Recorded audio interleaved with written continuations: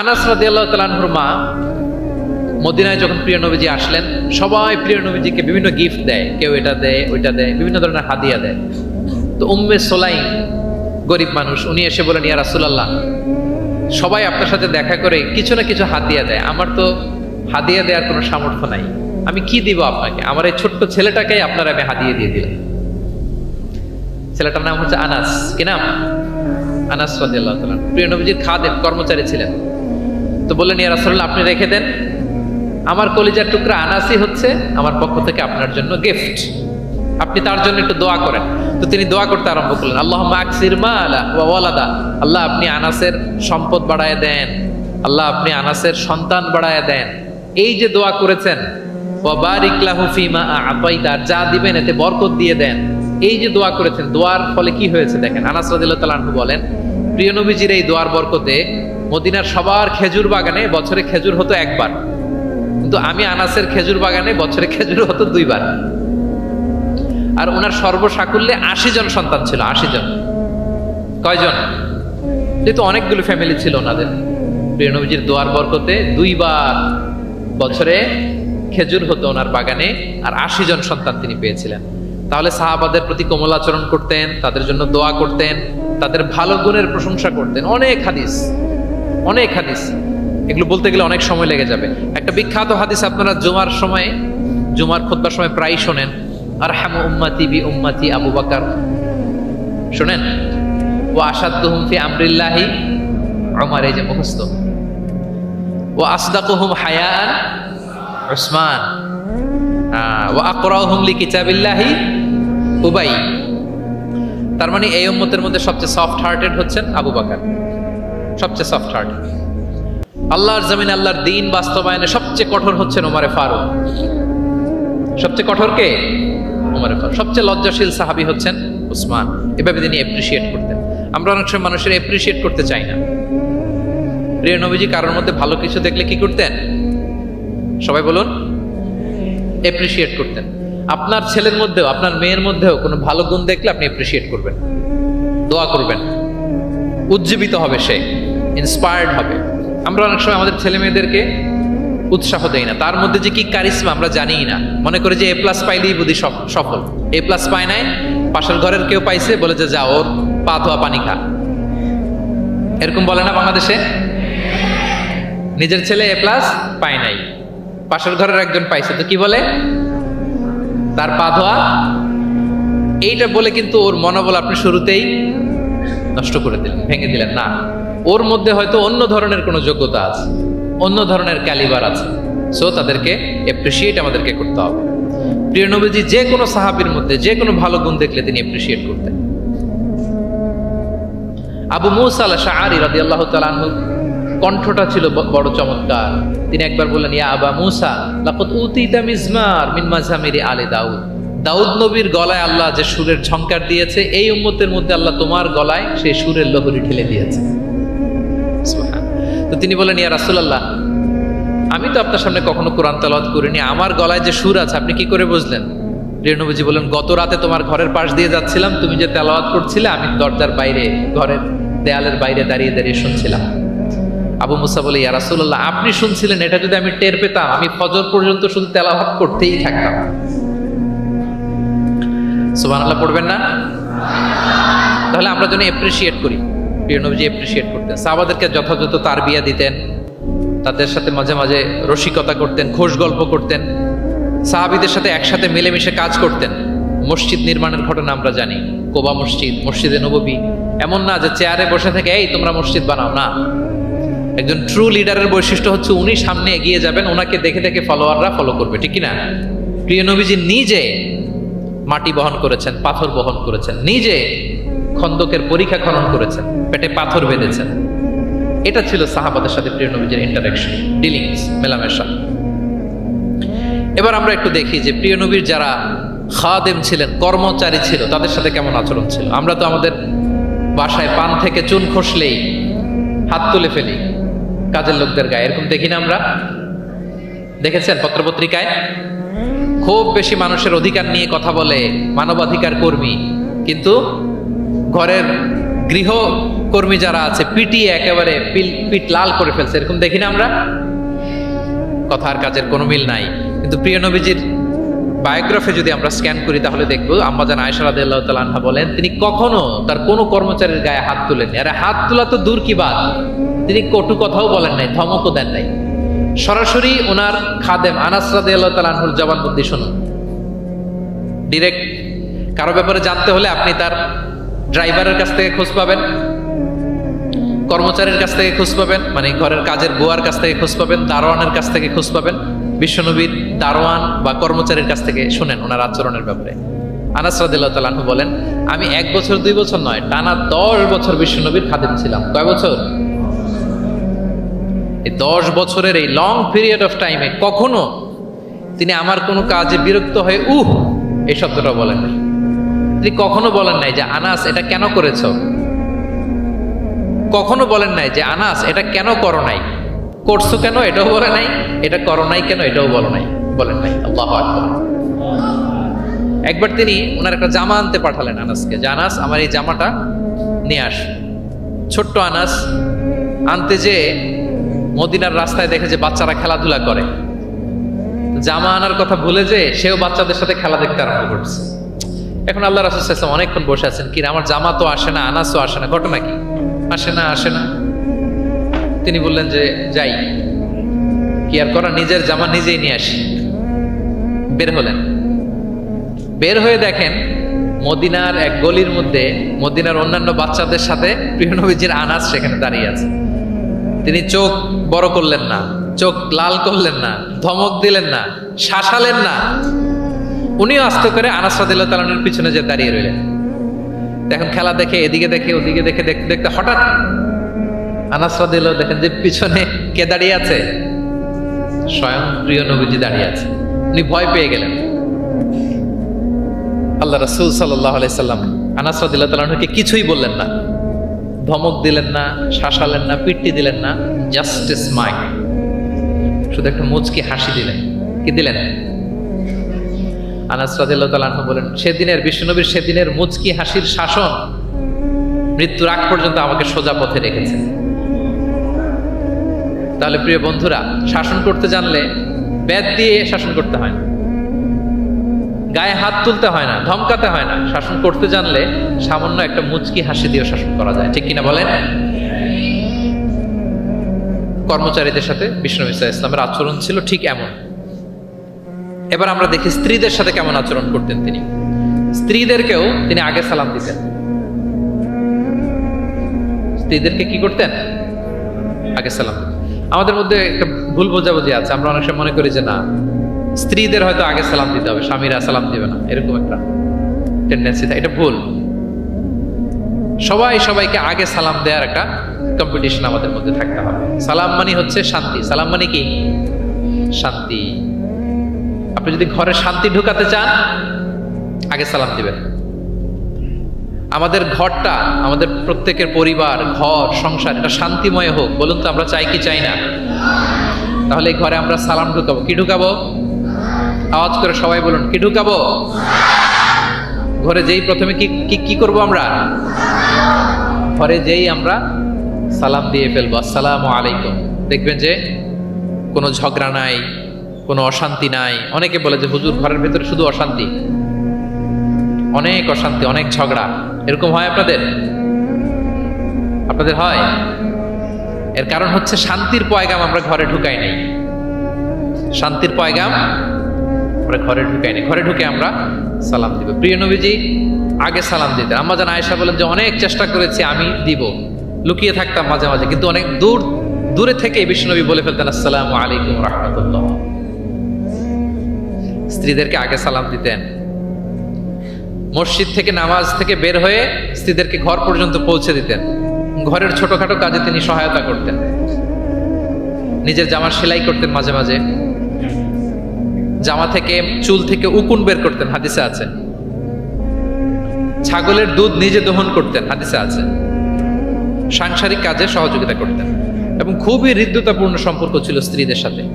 আম্মা জান আয়েশা রাদিয়াল্লাহু তাআলা আনহা কোনো পেয়ালার যেই জায়গা থেকে দুধ পান করতেন, ঠিক পেয়ালাটা নিয়ে ওই জায়গা থেকেই প্রিয় নবীজি দুধ পান করতেন। আম্মা জান আয়েশা রাদিয়াল্লাহু তাআলা আনহা কোনো গোশত বা হাড্ডি কিছু অংশ খেয়ে রেখে দিলে প্রিয় নবীজি ওইটা নিয়ে ওখান থেকে খাওয়া শুরু করে দিতেন। মাইমুনা রাদিয়াল্লাহু তাআলা আনহা এবং প্রিয় নবীজি ওনার স্ত্রী আমাদের আম্মা জান একই মগ দিয়ে একই বালতি থেকে একসাথে শেয়ার করে গোসল করেছেন, হাদিসে এসেছে। কত মধুর সম্পর্ক ছিল। একবার আয়েশা রাদিয়াল্লাহু তাআলা আনহাকে নিয়ে তিনি একটা সফরে বেরিয়েছেন। মরুভূমির মাঝখানে পুরো কাফেলাকে তিনি ইনস্ট্রাকশন দিলেন, তাকাদ্দামু তাকাদ্দামু, মানে তোমরা এগো, সামনে আগো, সবাই সামনে যাও। পুরো কাফেলা সামনে চলে গেল। এবার মরুভূমির মাঝখানে কেউ নাই, প্রিয় নবীজি আর আয়েশা রাদিয়াল্লাহু তাআলা। আল্লাহ রাসূল সাল্লাল্লাহু আলাইহি ওয়াসাল্লাম বললেন যে আয়েশা, চলো আমরা একটু দৌড় প্রতিযোগিতা করি, দেখি কে কার আগে দৌড়াতে পারে। তো দুজনেই দৌড়ালেন। ওই সময়টাতে আম্মা জান আয়েশা রাদিয়াল্লাহু তাআলা আনহা বয়স কম ছিল, একটু গড়নে পাতলা ছিলেন। উনি দৌড়ে ফাস্ট হয়ে গেলেন, আগে চলে গেলেন। প্রিয় নবীজি পেছনে পড়ে রইলেন। ঠিক একই ঘটনার অবতারণা ঘটলো আরো কয়েক বছর পরে আরেক সফরে। আবারও প্রিয় নবীজি সবাইকে বললেন, তাকাদ্দামু তাকাদ্দামু, মানে পুরো কাফেলা সামনে যাও। কাফেলা আবার সামনে চলে গেল। মাঝ রাতে প্রিয় নবীজি আবার আম্মা জান আয়েশাকে বললেন যে আয়েশা, চলো আজকেও আমরা একটু দৌড় প্রতিযোগিতা করি। কিন্তু কয়েক বছরের ব্যবধানে আম্মা জান আয়েশা রাদিয়াল্লাহু তাআলা আনহা তখন একটু হেলদি হয়ে গেছেন, আগের মতো আর জোরসে দৌড়াতে পারছেন না। ওই দিন প্রিয় নবীজি আম্মা জান আয়েশাকে পেছনে ফেলে তিনি সামনে চলে গেলেন। আম্মা জান আয়েশা রাদিয়াল্লাহু তাআলা আনহা পেছনে পড়ে রইলেন। তো প্রিয় নবীজি আয়েশা রাদিয়াল্লাহু তাআলা আনহাকে বলেন, ইয়া আয়েশা হাযিহি বিতিলকা সাবকা, ওই যে বছর কয়েক আগে তুমি আমাকে হারায় দিছিলে, আজকে তোমাকে হারায় দিলাম। 3-4 বছর আগে তুমি হয়ে গেছিলা চ্যাম্পিয়ন, আমাকে হারায় দিছো, আজকে ওটার শোধবাদ করে নিলাম, সমান সমান হয়ে গেল। আল্লাহু আকবার, কি সুমধুর, কি অমায়িক, কি জান্নাতি সম্পর্ক ছিল। তাই বলে স্বামী স্ত্রীর মাঝে যে কোনো খুনসুটি, মিষ্টি ঝগড়া, মনোমালিন্য চলতো না এমনটা না, চলতো। সবার জীবনেই থাকে এটা, প্রিয় নবীজির জীবনেও ছিল।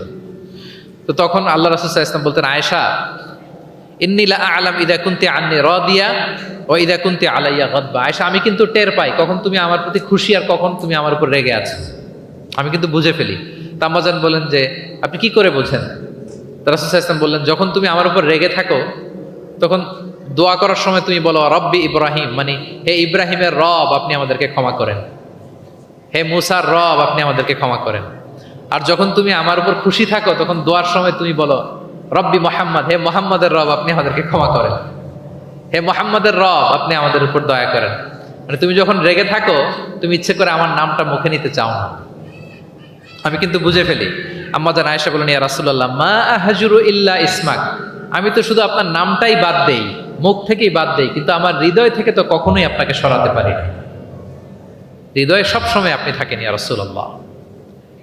তাহলে প্রিয় বন্ধুরা, স্ত্রীদের সাথে, ওনার তো অনেকগুলো স্ত্রী ছিল, এই স্ত্রীদের সাথে ওনার কেমন আচরণ ছিল আমরা বুঝতে পারলাম। এবার আমরা একটু দেখি যে প্রতিবেশীদের সাথে প্রিয় নবীজির আচরণ কেমন ছিল। আপনারা বোরিং হচ্ছেন না তো? আরো কয়েক মিনিট শুনবেন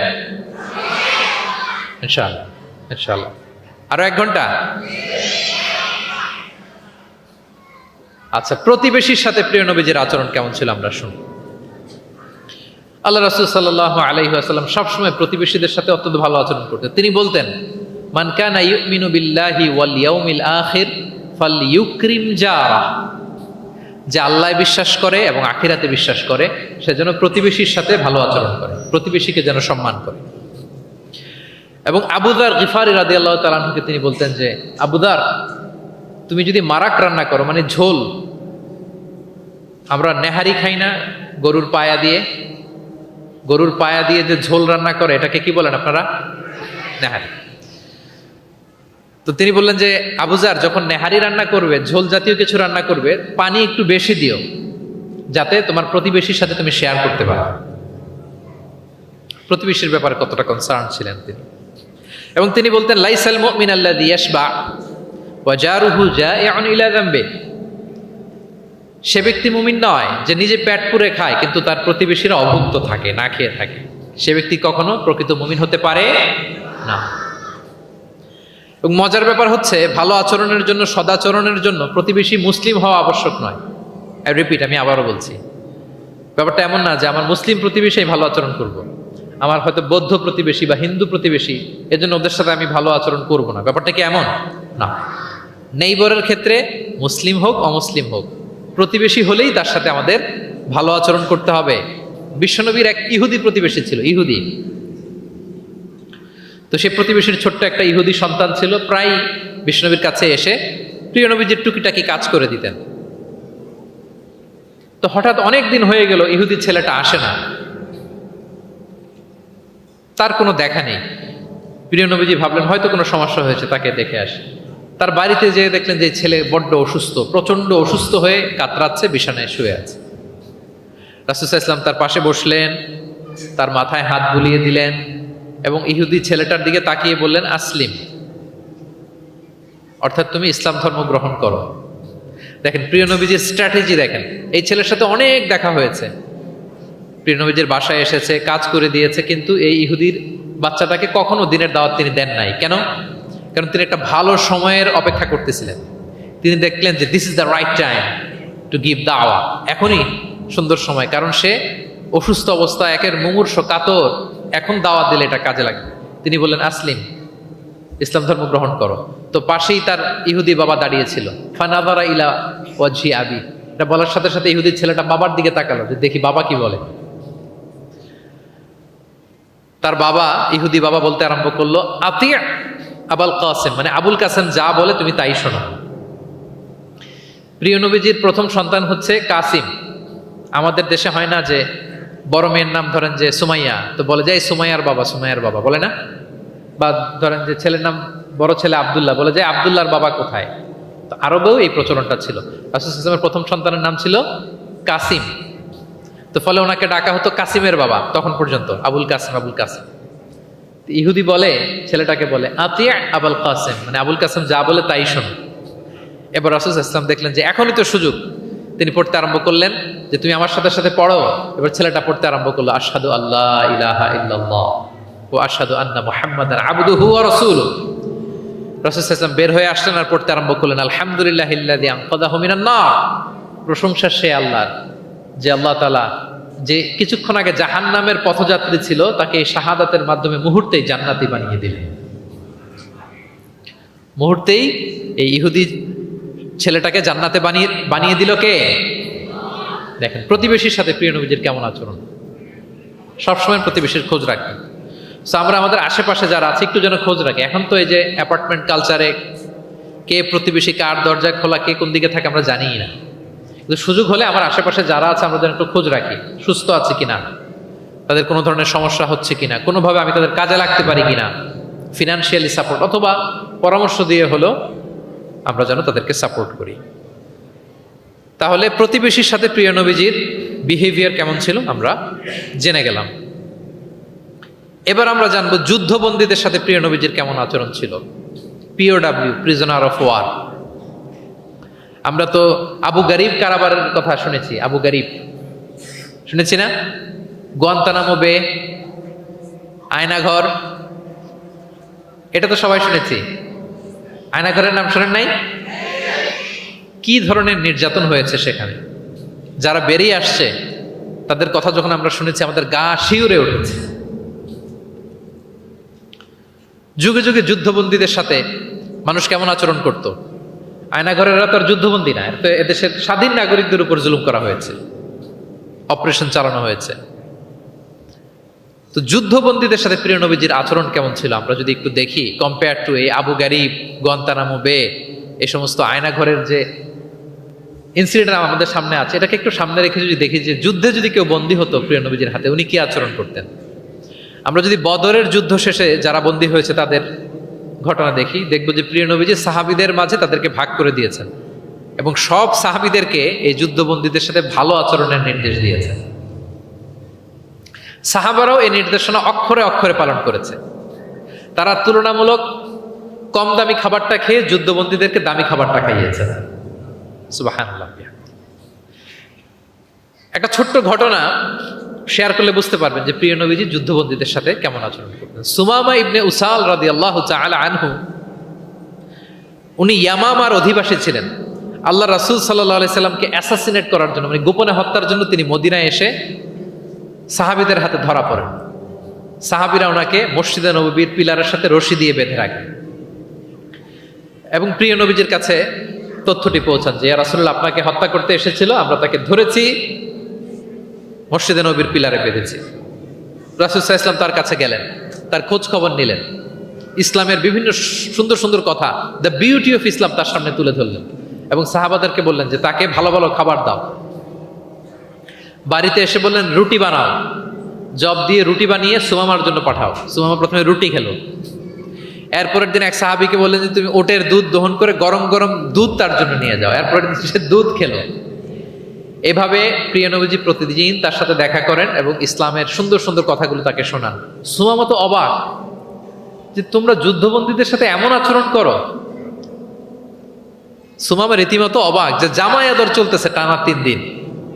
আর রাসূল সাল্লাল্লাহু আলাইহি ওয়াসাল্লামের কাছে যখন ইসলামের বিভিন্ন বিষয়গুলো সে শুনতে শুনতে অবাক হয়ে ইসলামের প্রতি তিনি আকৃষ্ট হতে লাগলেন। টানা 3 দিন তাকে যখন প্রিয় নবীজি দাওয়াত দিলেন, আপ্যায়ন করলেন, 3 দিন পরে প্রিয় নবীজি সাহাবীদেরকে বললেন যাও এবার মসজিদে নববীর ওখানে যে সুমামার দেহ থেকে রশিটা খুলে দাও। সাহাবারা বললেন ইয়া রাসূলুল্লাহ সে ভয়ঙ্কর খুনি, সে অত্যন্ত ভয়ঙ্কর, আপনি তাকে চিনেন না। প্রিয় নবীজি বললেন আমি যা বললাম তাই করো, যাও তার রশিটা খুলে দাও। সাহাবারা যে এবার সুমামার রশিটা খুলে দিল। সুমামা তখন মসজিদ থেকে বের হয়ে মসজিদে নববীর পাশে একটা কুয়া ছিল, ওই কুয়ার ওখানে যে গোসল করলেন, গোসল করে অজু করে আসলেন। এসে মসজিদে নববীর সামনে দাঁড়িয়ে সাক্ষ্য দিলেন আশহাদু আল্লাহ ইলাহা ইল্লাল্লাহ ওয়া আশহাদু আন্না মুহাম্মাদান আবদুহু ওয়া রাসূলুহু। এবার তিনি বললেন হে আল্লাহর রাসূল আমি সাক্ষ্য দিচ্ছি আল্লাহ ছাড়া কোনো ইলাহ নেই এবং আপনি আল্লাহর প্রেরিত রাসূল।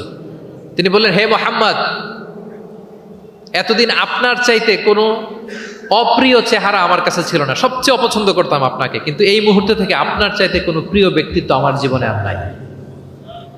হে মুহাম্মদ মদিনার চাইতে নিকৃষ্ট কোনো স্থান আমার কাছে ছিল না, কিন্তু আজ থেকে মদিনার চাইতে পবিত্র কোনো জায়গা আমার কলিজায় নাই। হে মুহাম্মদ আজ পর্যন্ত ইসলামের চাইতে অপছন্দনীয় কোনো ধর্ম আমার কাছে ছিল না, কিন্তু এই মুহূর্ত থেকে ইসলামের চাইতে কোনো প্রিয় ধর্ম আমার কাছে না। আল্লাহু আকবার, আল্লাহু আকবার। যুদ্ধবন্দীদের সাথে বিষ্ণু ইসলাম কেমন আচরণ করেছেন? ঘোর শত্রু প্রিয় নবীজির ফলোয়ারে পরিণত হয়েছে, পরম বন্ধুতে পরিণত হয়েছে। সম্মানিত সুধী, এটা ছিল বিষ্ণু ইসলামের আচরণ যুদ্ধবন্দীদের সাথে। ভিক্ষুকের সাথে কেমন আচরণ করতেন একটা হাদিস বলে এগিয়ে যাই, যেহেতু আমাদের সময় নাই, 2-1 মিনিটের মধ্যে আমি শেষ করছি। প্রিয় নবীজির একটা অভ্যাস ছিল, কেউ কিছু চাইলে না করতে পারতেন না। ওনার ডিকশনারিতে না ছিল না। কি ছিল না? সবাই বলুন কি ছিল না? কেউ এসে কোনো ফরিয়াদি চাইবে উনি বলবেন না, এটা উনি বলতে পারতেন। একবার ওনার কাছে মাত্র একটা জামা, কয়টা জামা? মাত্র একটা জামা। এক ফরিয়াদি এসে বললেন ইয়া রাসূলুল্লাহ আমাকে একটা জামা দেন। তো উনি তো না করতে পারেন না, ওইটাই খুলে দিয়ে দিলেন। এবার তো উনি পড়তেও পারেন না জামা, বাইরেও বেরোতে পারেন না, খালি গায়ে কি করবেন? আল্লাহ আয়াত নাজিল করলেন ওয়াল্লাযীনা ইযা আনফাকু লাম ইউসরিফু ওয়া লাম ইয়াকতুরু ওয়া কানা বাইনা যালিকা কাওয়ামা। এর অর্থ হচ্ছে যারা দান করে, দান হওয়া উচিত এমন, কৃপণতাও করবে না আবার অতিমাত্রাও করবে না, মাঝামাঝি। তো বুঝাতে চাইলেন নবী জামা যদি দুটো থাকতো তো একটা দিতেন, ছিল কয়টা? এটাই যে দিয়ে দিয়েছেন, এখন আপনি গায়ে রাখবেন কোনটা? আল্লাহু আকবার। কি রহমতের নবী, কি মায়ার নবী ছিলেন, না বলতে জানতেন না। এক নারী একটা চমৎকার চাদর বুনন করে সাজিয়ে প্রিয় নবীজির কাছে নিয়ে এসেছিলেন। তখন নবীজির জামা কাপড়ের খুব সংকট ছিল। ওই নারী এসে বলে ইয়া রাসূলুল্লাহ এটা উপহার হিসেবে আপনার কাছে এনেছি। প্রিয় নবীজি খুব খুশি হয়ে এটা গায়ে জড়ালেন, কারণ তখন জামা ছিল না খুব একটা। এই সুন্দর জামা দেখে এক সাহাবী এসে বলে ইয়া রাসূলুল্লাহ এই জামাটা আমাকে দেন। কি বলে? অন্য সাহাবারা রেগে গেলেন, এটা তুমি কাজটা ভালো করলে না, তুমি জানো যে নবীজির কাছে এখন জামা নেই, এটাই তুমি চাইলা। তখন প্রিয় নবীজি তো না করতে পারে না, ওই জামাটাই গা থেকে খুলে দিয়ে দিলেন। তো ওই সাহাবী বলে তোমরা কি জানো আমি কেন চেয়েছি? কারণ এই জামাটা নবীজির গায়ে লেগেছে, আমি চাই এই জামা দিয়ে আমার কাফন দেয়া হোক। এবং ঠিকই ওই সাহাবীকে এই জামা দিয়ে কাফন দেয়া হয়েছিল। ভিক্ষুকের সাথে কেমন আচরণ? একবার তিনি চাদর পরিহিত অবস্থায় রাস্তা দিয়ে হাঁটছিলেন, এক ভিক্ষুক এসে ওনার গায়ের চাদর ধরে এমন জোরে টান মারলেন, গলিদুল হাসিয়া ওই চাদরের এই পাশে ডিজাইন করা ছিল, প্রিয় নবীজির ঘাড়ের এদিকে চামড়ায় দাগ পড়ে গেল, তিনি ব্যথা পেলেন। এবং বললেন, ইয়া মুহাম্মদ মুরলি মিন মালিল্লাহ, দাও কোষাগারে কি আছে ওখান থেকে আমারে কিছু দাও। মানে এটিকেট জানে না, আদব নাই তার মধ্যে। আসছে ভিক্ষা করতে, আসছে কি করতে? ভিক্ষুকরা তো এমনি একটু অনুনয় বিনয় করে যে দেন, আমার কাছে কিছু নাই, দয়া করে দেন। তো সেটা না করে, অনুনয় না করে, সে আরো রাফ অ্যাটিটিউড করে এমন জোরে নবীজির চাদর ধরে টান দিলেন, ঘাড়ের এখানে চামড়ায় দাগ পড়ে গেল, এবং বললেন যে হে মোহাম্মদ দাও, কিছু দাও। রাসূল সাল্লাল্লাহু আলাইহি ওয়াসাল্লামের ওই যে হাতিয়ার, সবচেয়ে বড় হাতিয়ার কি ওনার? মুচকি হাসি। সবচেয়ে বড় হাতিয়ার কি? Just smile. আবার একটা মুচকি হাসি দিলেন, দিয়ে পাশে যারা ছিল বললেন যে যাও বাইতুল মাল থেকে তাকে কিছু সম্পদ দিয়ে দাও। সুবহানাল্লাহ। একটা কঠিন সিচুয়েশন যখন আমরা রিঅ্যাক্ট করি, রেগে যাই, ফকির এসে যদি আপনার জামা ধরে টান দেয়, ওরা কি দিবেন? কি করবেন? মাইট দিবেন? বলে যে মাইট দিব। প্রিয় নবীজি মুচকি হাসি দিয়ে বলেন যাও তাকে দিয়ে দাও। তাহলে এভাবে তিনি ওনার অনুপম বিহেভিয়ার দিয়ে, আচরণ দিয়ে মানুষের হৃদয় জয় করেছেন। প্রিয় ভাইরা খেয়াল রাখবেন, কোমলতা দিয়ে যেটা জয় করা যায়, কঠোরতা দিয়ে সেটা করা যায় না। আপনার সফট বিহেভিয়ার দিয়ে you can win the heart of the people, মানুষের হৃদয় আপনি জয় করে ফেলবেন, যেমনটা প্রিয় নবীজি করেছেন। সব শেষ পয়েন্ট, শত্রুর সাথে কেমন আচরণ করতেন, এটা বলেই আজকের আলোচনা শেষ। খুবই কম হাদিসে পাওয়া যায় যে তিনি বদদোয়া করেছেন, very rare. Most of the time তিনি দোয়া করেছেন হেদায়েতের। কিসের দোয়া করেছেন? হেদায়েতের দোয়া করেছেন। সাহাবারা একবার বলেন, ইয়া রাসূলুল্লাহ দাউস গোত্র খুব গাদ্দারি করেছে, একটু বদদোয়া করেন। হাত তোলেন। রাসূল হাত তুলে বদদোয়া না করে হেদায়েতের দোয়া করে দিলেন। বললেন যে আল্লাহুম্মা হদি দাউসান ওয়াতি বিহিম, আল্লাহ দাউসকে আপনি হেদায়েত দেন আর মুসলিম বানিয়ে আমার কাছে নিয়ে আসেন। ঠিকই প্রিয় নবীজির দোয়ার বরকতে দাউসের ৮০টা ফ্যামিলি মুমিন হয়ে কিছুদিন পরে প্রিয় নবীজির কাছে চলে এসেছে। আল্লাহু আকবার। সাকিব গোত্র হুনাইনের যুদ্ধে তীর মেরে মুসলমানদেরকে একেবারে শেষ করে দিচ্ছিল। সাকিফ, বনু সাকিফ।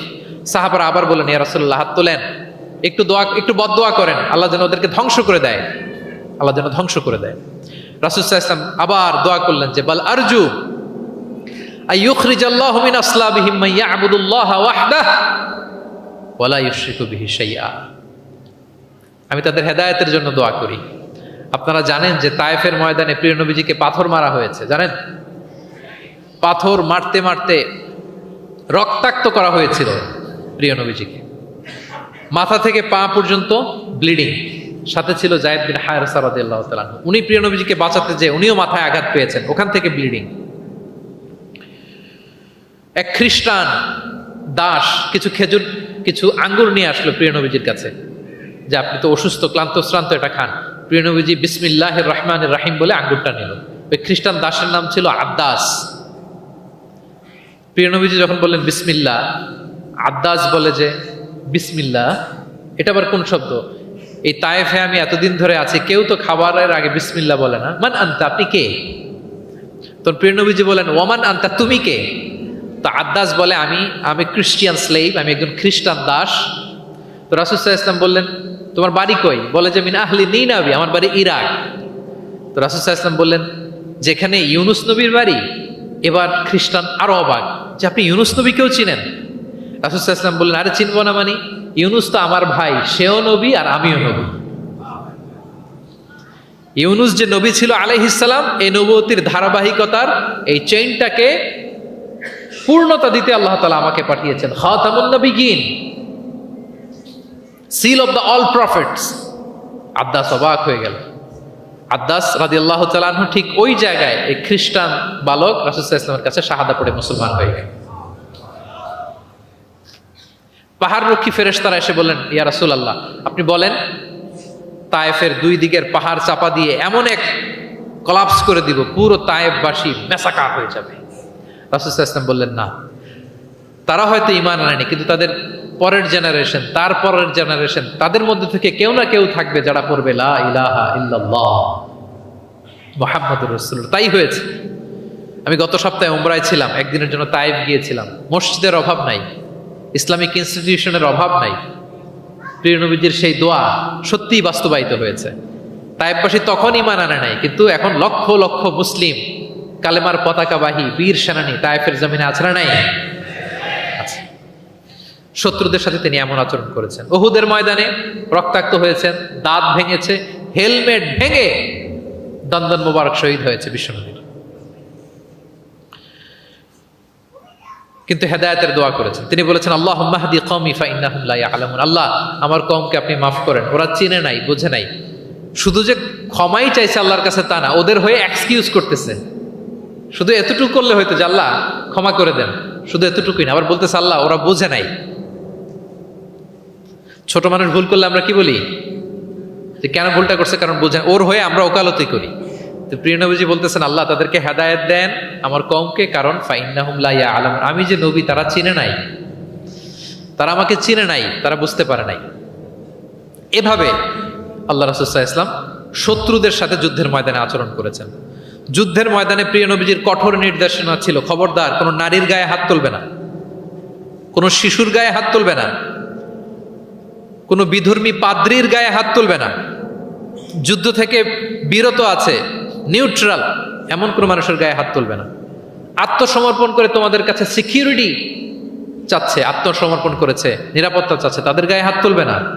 ওই এলাকার গবাদি পশুর গায়ে হাত তুলবে না, কৃষিজ পণ্যকে ডিস্ট্রয় করবে না।